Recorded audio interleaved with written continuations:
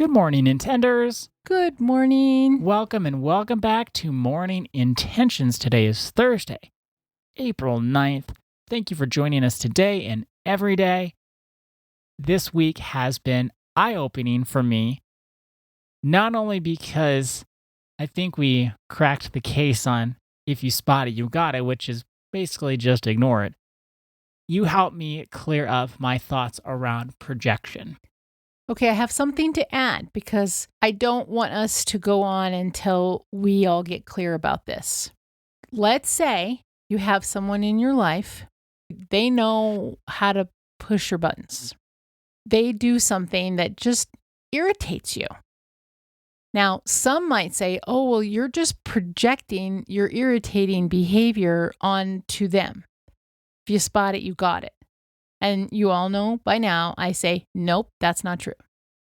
What they're actually doing, if you're getting upset with them, you're not getting upset because you've projected it onto them and it's really you. What they're doing is they could be mirroring something that's unhealed inside of you. So it gets on your nerves because you need to take a look at it. They're your mirror. Another defense mechanism we might use is denial. As everyone always says, it's not just a river in Egypt. I don't know why that's so cliche, but I still find it funny. So that's how you are. Ada. I know. I still laugh at the silly things. So denial, that's when a situation could be too much, too painful, and we don't really want to look at it. So we just deny it's happening. Oh, our marriage is just great. We're doing fine. Even though there's constant fighting and all that. Oh, yeah, we're good. Sometimes it's easier just to hide the truth and not deal with it, because what I have learned in my life and about myself is that if I've been in a state of denial, that's better. And it's not actually better, but I thought it was better, because then if I named the problem out loud, it would mean I'd have to do something about it.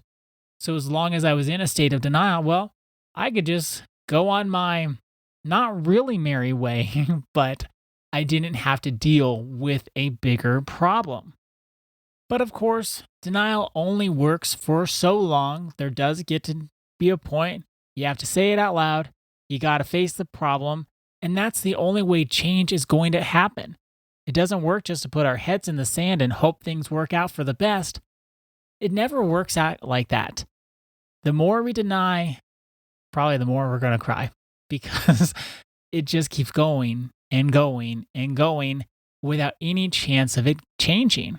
Well, her last sentence in her denial paragraph, in denial, we're avoiding the emotional impact of what is actually happening. If you continue the denying, nothing gets better. It just gets worse and worse and worse. Mm-hmm. I was listening to this podcast this morning. The host repeatedly would say something that they didn't like, that they didn't agree with. And then they would say, oh, but it's okay. It's fine. Whatever. And then they would go on.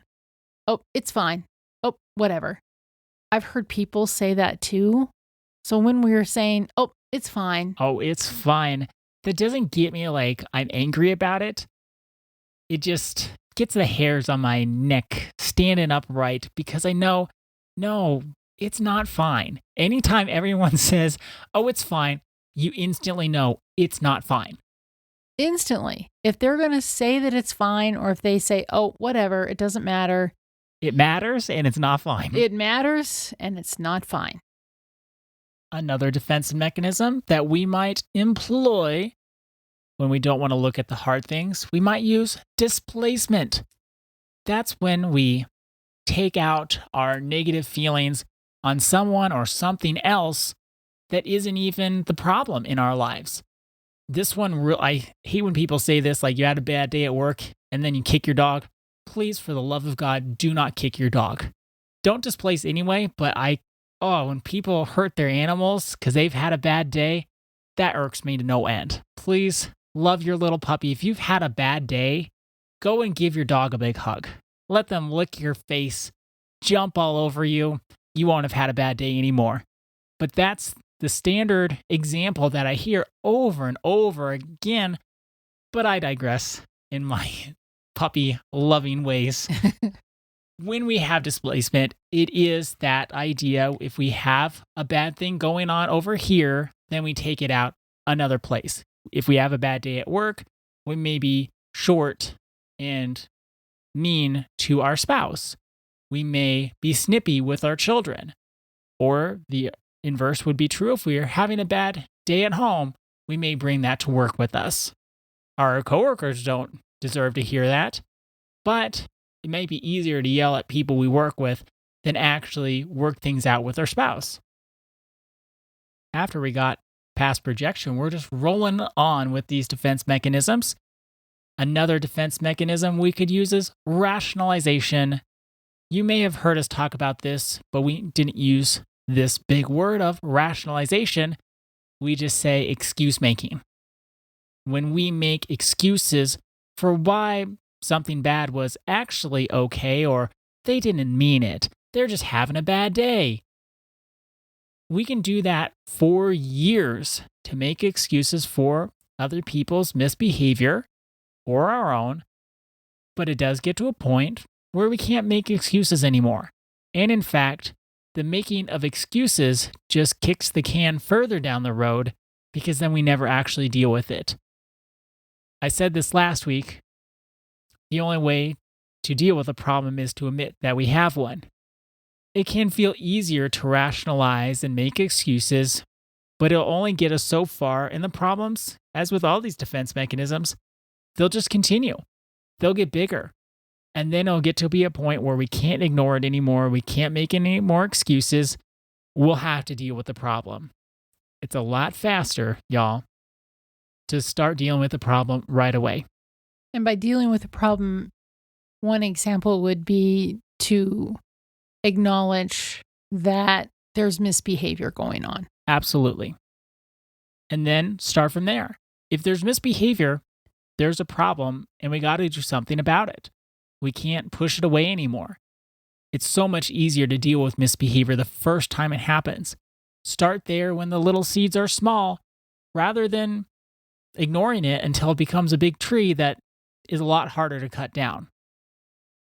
And then that comes to our final defense mechanism for the day, which is sublimation. This is where we can have an unhealthy behavior, but rather than keeping it as an unhealthy behavior, we channel it into something that the world says is, oh, hey, that's fine. Such as if you're an angry type of person and you become a boxer. Well, it's okay to punch people there. Well, then you could say, well, I'm not punching people at home, which is a good thing, but then you're still taking your anger out on something else. We just, as a world, have said, well, that's a good place to be angry and punch each other. Keep it there. Don't take it out of the ring. Keep it in boxing. If you're angry, use it on the field or on the court. That's what we want to do. Think of that movie, The Waterboy, with Adam Sandler, if you're from that era of movie watching like I am, where he had his anger at different people who made fun of him in the world, like his mom or other coaches, and he used that to have tackling fuel so he can be great at football. Now, that was just sublimation. It wasn't okay to tackle people and be violent any other place in the world, but it was okay to do that on the football field. The thing, though, and you've probably heard it if you were listening closely to these episodes, the thing about all of these defense mechanisms is that they never solve the problem. They just delay or avoid solving the problem. And we don't want to do that. Sure, give yourself a break. Of course, I'm going to say that. Of course. Give yourself a break if you've used these defense mechanisms. As Annette said about our shadow selves and our shadow sides of us, we've all done these to a point. We've all used defense mechanisms in our lives. That's where we need to put on our brave hats and say, no more. If something doesn't feel right inside of us, if we already have anxiety like, okay, this person's going to act a certain way, I could either rationalize it, I can be upset about it later, or do I need to start taking care of it right now? right here, right now, without delay, because we can even do that with our high functioning codependency. We can rationalize why we are doing what we're doing, but all it does is prolong the pain. If we need support, let's get that. But otherwise, let's start working on this so it doesn't take up one more day of our lives. And that brings us to our intention for today, which is a curiosity/reflection question. What am I kicking down the road that I need to start looking at today? What am I kicking down the road that I need to start looking at today? Thank you so much for joining us. Our day is better because you are part of our day. See you tomorrow. See you then.